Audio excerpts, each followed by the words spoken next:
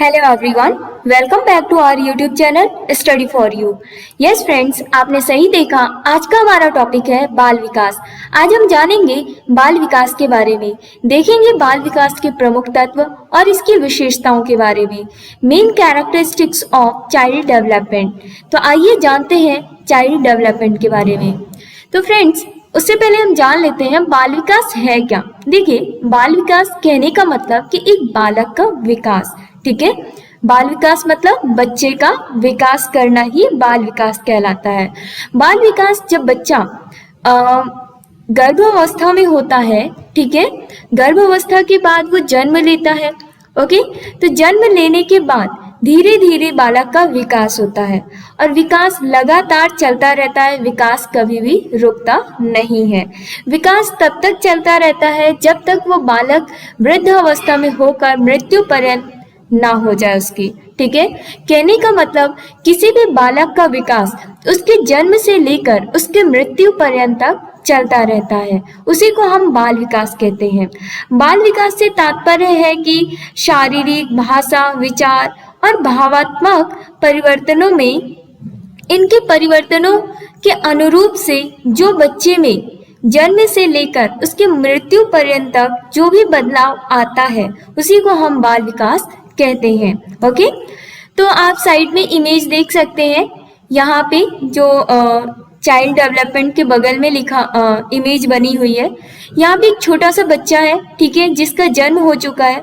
उसके बाद धीरे धीरे उसका ग्रोथ हुआ, वो थोड़ा बड़ा हुआ, 1 से 2 साल का हुआ, फिर उससे और बड़ा हुआ, फिर धीरे धीरे वो और बड़ा हो गया, ठीक है। इसी तरह बालक का विकास होता गया। उसमें कुछ शारीरिक परिवर्तन आए, मानसिक परिवर्तन आए और उसके संवेगात्मक परिवर्तन भी आते रहे। और जब वो वृद्ध अवस्था में आया, वृद्ध अवस्था के बाद क्या होगा, उसकी मृत्यु होगी। और जब तक मृत्यु नहीं होगी तब तक उसका विकास होता रहेगा। मृत्यु के बाद ही उसका विकास रुकता है। तो आइए जानते हैं बाल विकास के मुख्य तत्व और इसकी विशेषताओं के बारे में। साथ ही साथ वीडियो को सब्सक्राइब करना ना भूलें और वीडियो को लाइक एंड शेयर करें। तो बाल विकास के प्रमुख तत्व या इसकी विशेषताएं। बालक के विकास को अनेक बातें प्रभावित करती हैं, जैसे बुद्धि या मानसिक योग्यताएं, यौनि या लिंग भेद, पोषण, प्रजाति या वर्ण भेद, अंतःस्रावी ग्रंथियों का स्राव, रोग या चोट, शुद्ध वायु एवं प्रकाश, सांस्कृतिक प्रभाव। तो ये सारे जो प्रमुख तत्व हैं जो बाल विकास को प्रभावित करते हैं। तो आइए इनके बारे में हम संक्षिप्त में जानते हैं कि ये इनके अंतर्गत क्या क्या होता है। आइए देखते हैं बालक की कुछ अवस्थाओं को कि बालक का कैसे विकास होता है। हम यहाँ पे जन्म से लेकर 4 साल तक के बालक की अवस्थाएं देखेंगे कि वो कब क्या सीखता है। तो सबसे पहला है कि बालक 6 मंथ तक क्या सीखता है। बालक जब जन्म होता है तो जन्म से लेकर 6 महीने तक वो क्या करता है, दूसरों की आवाज को कॉपी करना सीख जाता है। धीरे धीरे वो सीखता है, दूसरों की आवाज को कॉपी करना सीखता है, ओके। और बिना सपोर्ट के बैठने की कोशिश करता है। हालांकि वो बैठ सही से नहीं पाता है पर वो धीरे धीरे बैठने की कोशिश करता है, ठीक है। और इस अवस्था में बालक को अपने पेरेंट्स या अपने भाई बहन के साथ खेलना अच्छा लगता है। स्पेशली वो पेरेंट्स के साथ ज़्यादा अच्छे से खेलना पसंद करते हैं और वो अपने नाम पे रिस्पॉन्स भी करने लगते हैं। और 6 मंथ, विदिन 6 मंथ के जो बालक होते हैं वो बैबलिंग जैसी साउंड निकालना शुरू कर देते हैं। बैबलिंग का मतलब क्या है? बैबलिंग मतलब कि जब बालक बच्चा होता है, छोटा बच्चा, तो वो क्या करता है, आवाजें निकालता है, जैसे आ, ई, ऊ, ऐसी आवाजें निकालता है। इसी को हम बैबलिंग कहते हैं, ओके। अब 6 मंथ के बाद जब बालक थोड़ा सा बड़ा होने लगता है, विदिन 12 मंथ्स, अब बालक क्या यूज करता है, कुछ वो बॉडी लैंग्वेज यूज करने लगता है। बॉडी लैंग्वेज मतलब कि अपनी बॉडी का मूवमेंट करने लगता है, इशारे करता है, जैसे कि अपने हेड को शेक करता है, अपने सर हिलाता है नो कहने के लिए, हाथ को हिलाता है, ओके, बाय बाय करने के लिए। तो यहाँ पे बालक क्या कर रहा है, कुछ सिंपल गेस्चर्स यूज कर रहा है ओके, जैसे कि वो सर हिला रहा है नो कहने के लिए, वेविंग कर रहा है बाय बाय करने के लिए। ओके, और साथ ही साथ वो क्या करता है, कॉपी करने लगता है दूसरों के गेस्चर्स को।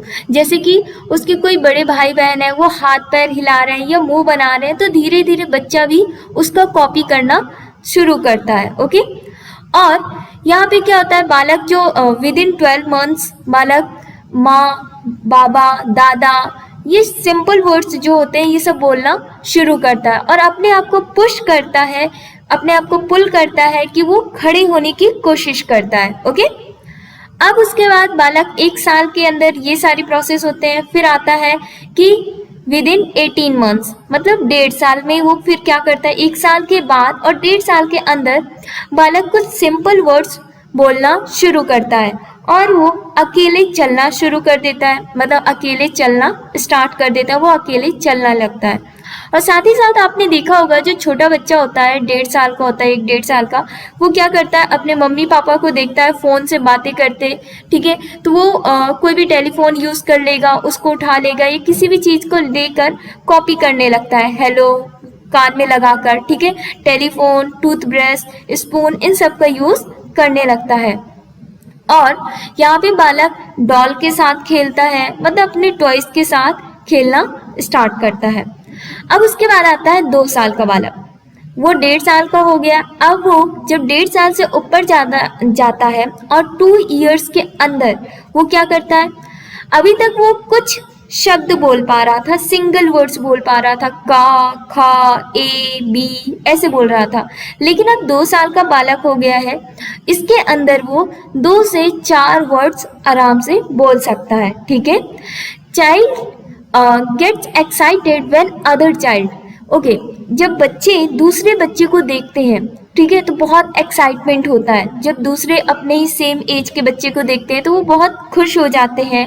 2 साल के बच्चे बॉल को किक करना शुरू कर देते हैं, ठीक है, उस सिंपल बातों को समझने लगते हैं। ओके, और पॉइंट्स टू थिंग्स और picture when they are named, वो कुछ जब उसको कोई पिक्चर दिखाते हैं तो वो उन पिक्चर्स को पॉइंट करके बताने लगता है, या फिर हम कोई नाम बताते हैं तो बालक क्या करता है, उन पिक्चर्स को देख के वो पॉइंट करके बताने लगता है कि ये है वो चीज़। जैसे हम बच्चे को रेड कलर सिखा के रखे हैं, तो हम अगर उससे पूछेंगे कि रेड कहाँ है, तो वो पॉइंट करके हाथ से इशारा करके बताएगा कि ये है रेड। ठीक है, ये 2 इयर्स के बालक के अंदर ये डेवलपमेंट हो जाता है।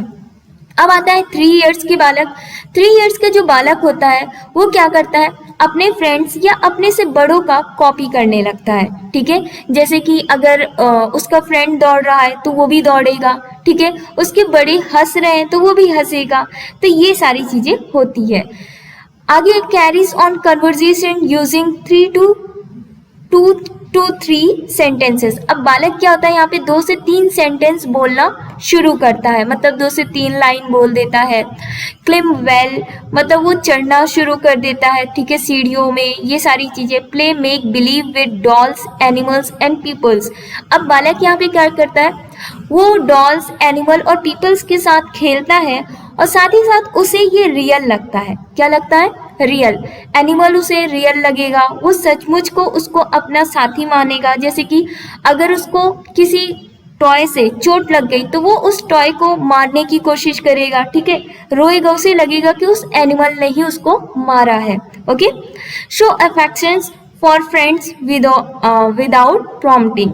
ओके, ये 3 इयर्स में होता है। अब उसके बाद जब बालक 3 साल का हो गया, 3 साल के ऊपर आया, 4 साल का, तो वो क्या करता है, वो आराम से खड़ा हो सकता है, चल सकता है, भाग सकता है, सब कुछ कर सकता है। ठीक है, इनफैक्ट वो एक पैर से 2 सेकंड तक भी खड़ा हो सकता है। ओके, अब यहाँ पे बच्चा जो 4 साल का बच्चा होता है धीरे धीरे अपनी कहानियां बनाने लगता है और ग्रुप में खेलना इसे पसंद होता है। ठीक है, तो ये कुछ स्टेजेस हैं जो बालक का डेवलपमेंट इन प्रोसेस से होता है। तो आइए आगे देखते हैं बाल विकास के प्रमुख तत्व। तो पहला तत्व है बुद्धि या मानसिक योग्यता। बालक के विकास में उसकी जन्मजात बौद्धिक योग्यता का महत्वपूर्ण प्रभाव पड़ता है। तीव्र बुद्धि के बालकों का विकास भी तीव्र गति से होता है और मंद बुद्धि के बालकों का विकास मंद गति से होता है। जो तीव्र गति, जो बच्चे का IQ पावर तेज होता है उनका विकास भी तेज होता है, और जिनका IQ पावर कम होता है उनका विकास भी धीरे धीरे होता है। प्रायः देखा गया कि जो मंद बुद्धि के बालक हैं उनका शारीरिक विकास भले ही तेज हो जाए, लेकिन उनका सामाजिक, सांवेगिक, नैतिक, मानसिक विकास इनमें कमी आ जाती है। ठीक है, ये सब बहुत धीरे धीरे इनका विकास होता है। टर्मन ने बालक के चलने और बोलने के बारे में अध्ययन किया। उनके अनुसार कुशाग्र बुद्धि वाले जो बालक होते हैं वो 13 महीने की उम्र में चलना शुरू कर देते हैं, और सामान्य बुद्धि के जो बालक होते हैं वो 14 महीने में चलना शुरू करते हैं, जबकि जो मूर्ख बालक होते हैं वो 22 महीने की उम्र में चलना प्रारंभ करते हैं। लेकिन जो मूढ़ बालक होते हैं, कौन से बालक? मूढ़, वो 30 महीने की उम्र हो जाती है जब उनकी, तब वो चलना प्रारंभ करते हैं। ओके, इसी प्रकार बोलने के संबंध में देखा जाए तो जो कुशाग्र बुद्धि के बालक होते हैं वो 11 महीने में ही बोलना शुरू कर देते हैं, और जो सामान्य बुद्धि के बालक होते हैं वो 16 महीने में बोलना शुरू करते हैं, और मूर्ख बालक 34 महीने में बोलना। उसी तरह जो मूढ़ बालक होते हैं वो 51 मंथ में बोलना शुरू करते हैं। ओके, तो ये पहला पॉइंट था, बुद्धि या मानसिक योग्यताएं। सेकंड पॉइंट है योनि या लिंग भेद। योनि का बालक के विकास में महत्वपूर्ण योगदान होता है।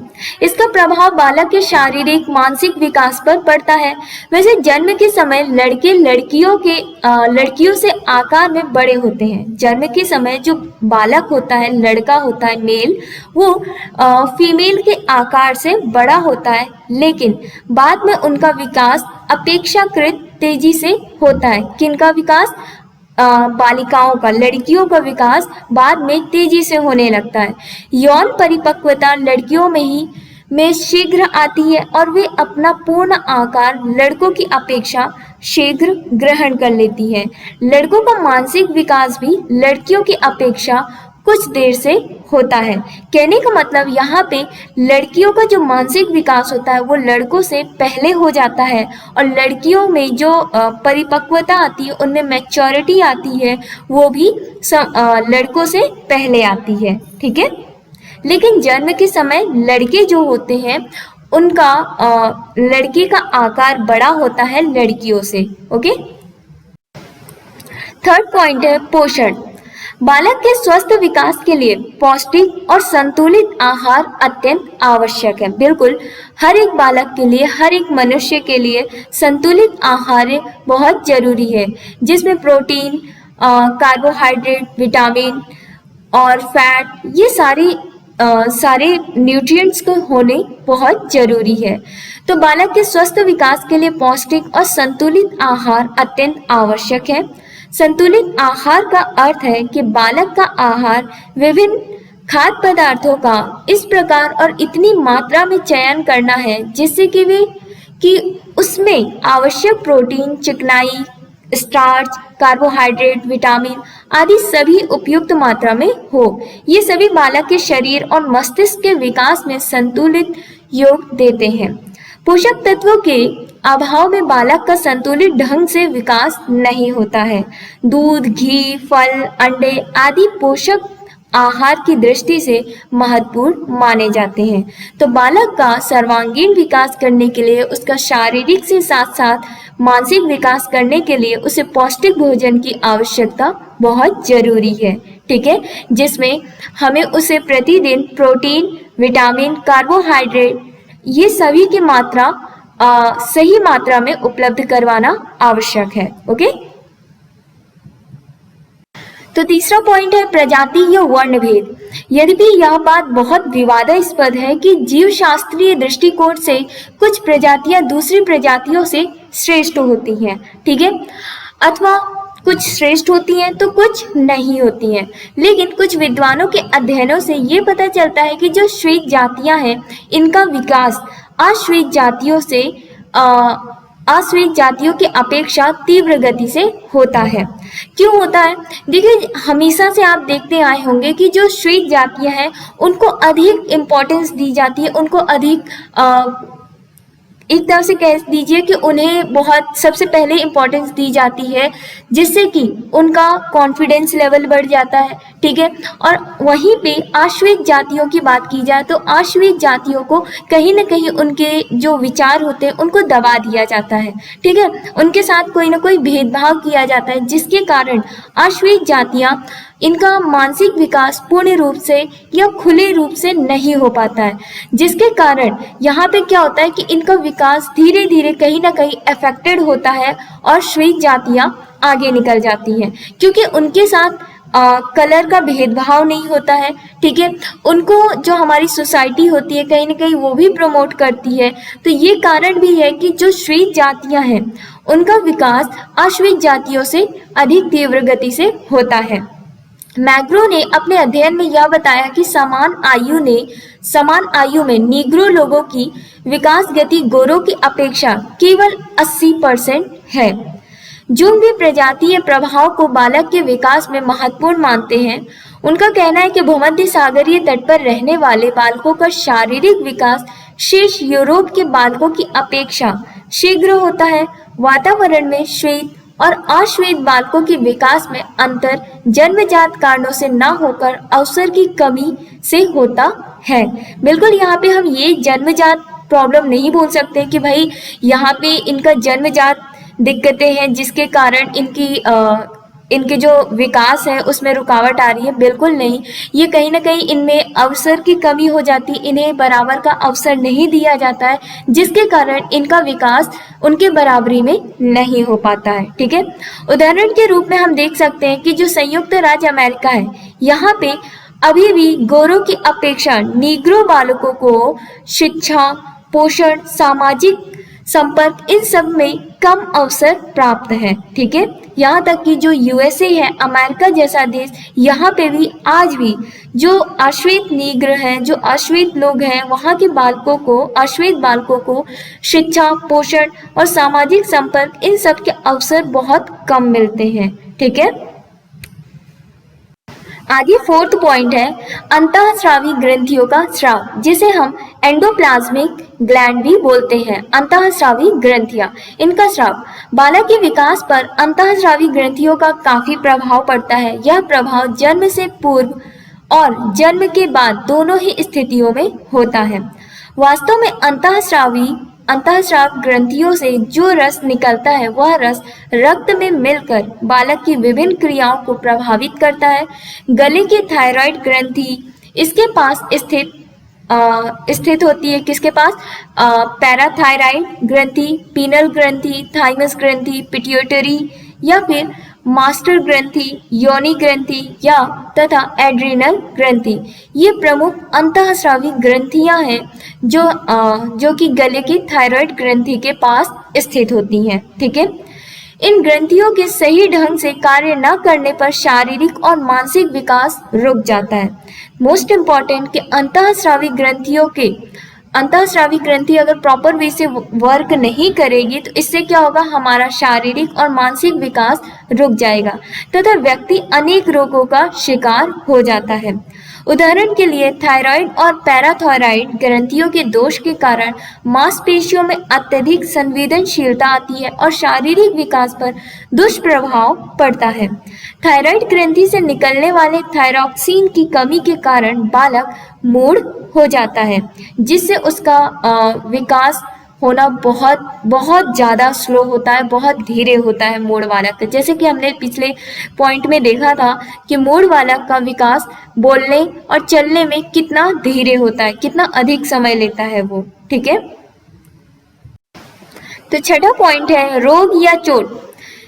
देखिए, बच्चे जब होते हैं, छोटे बच्चे, तो उन्हें पता नहीं होता है कि उन्हें कहाँ पे नुकसान होने वाला है या कहाँ फायदा होने वाला है, ठीक है। उन्हें बस खेलने से मतलब है, खेल कूद करने से मतलब है और वो अपनी इच्छा अनुसार जो भी उन्हें समझ में आता है वो करते हैं। लेकिन उस समय उनके माता पिता या उनके जो अभिभावक हैं उन्हीं ज़रूरत है, उनकी ज़रूरत पड़ती है कि वो बालक का सही तरीके से ध्यान रखें ताकि बालक के साथ कोई भी अनहोनी ना हो। बचपन में अगर बालक को कोई रोग हो गया या कोई गंभीर चोट लग गई तो उसके कारण उसका भविष्य में दिक्कतें हो सकती हैं। हो सकता है कि बचपन में उसका पैर टूट जाए, गिर जाए बच्चा खेलते खेलते, तो आने वाले भविष्य में उसको हैंडीकैप्ड की प्रॉब्लम होगी, ठीक है, बहुत सी दिक्कतें झेलनी पड़ेगी जिससे उसका मानसिक और शारीरिक विकास पूर्ण रूप से नहीं हो पाएगा, रुकावट बनेगी। बचपन में रोग होने या चोट लग जाने से भी कभी कभी बालक पर स्थायी प्रभाव पड़ता है। बालक के सिर पर चोट लगने से उसका मानसिक विकास रुक जाता है। बालकों को तेज बुखार या टाइफाइड हो जाने या शरीर में किसी प्रकार का विष पहुंच जाने से या फिर जन्मजात रोग के कारण इनमें संक्रमण हो जाने से उसका जीवन रोगग्रस्त हो जाता है। अतः यह आवश्यक है कि बालक को इनसे बचाने और रोग हो जाने पर प्रारंभ में ही, मतलब रोग होने से पहले ही उनका इलाज पूरी तरह करने की कोशिश किया जाए। ओके, तो 7वां पॉइंट है सांस्कृतिक प्रभाव। बिल्कुल, सांस्कृतिक प्रभाव हमारे बालकों में बचपन से ही डालनी चाहिए, जिससे कि आजकल आप देख रहे होंगे कि बहुत से क्राइम्स बढ़ रहे हैं, बहुत से आतंकवादी हो रहे हैं, बालक छोटे छोटे बच्चे हैं जो आतंकवादी के साथ घुल मिल जा रहे हैं, ठीक है, उनकी बातों में आ जा रहे हैं और एक गलत संगति में पड़ रहे हैं। उन सब चीज़ों से बचाने के लिए, बालकों को गलत संगति से बचाने के लिए उनका सांस्कृतिक विकास करना बहुत आवश्यक है, ठीक है। सांस्कृतिक विकास के द्वारा ही हम बालक को परंपराएं, रीति रिवाज, आदर सम्मान, देश के प्रति प्रेम, ये सारी चीज़ों को हम सिखा सकते हैं, जिसकी वजह से उसके चांसेस बहुत कम होते हैं कि वो गलत संगति में कम पड़े। ओके, तो सांस्कृतिक प्रभाव में क्या है कि प्रत्येक संस्कृति में विकास के अलग अलग अवसर होते हैं तथा रीति रिवाज और परंपराएं भी भिन्न भिन्न होती हैं। अतः बालक का विकास इन्हीं के अनुरूप होता है। मिड वेनेडिक्ट और अन्य कई मानव शास्त्रियों ने आदिम समाजों के जो अध्ययन किए उनसे इस बात पर काफी प्रकाश डाला कि सांस्कृतिक प्रभाव बालक के पूर्ण विकास में बहुत सहायक होता है, ठीक है। तो अगला पॉइंट है हमारा शुद्ध वायु एवं प्रकाश। शुद्ध वायु और प्रकाश बालक के विकास के लिए नितांत आवश्यक तत्व माने जाते हैं। इनके अभाव में हमारे शारीरिक मानसिक विकास पर प्रतिकूल प्रभाव पड़ता है। बिल्कुल, वातावरण का प्रभाव हमारे शारीरिक और मानसिक दोनों पर पूरी तरह से पड़ता है।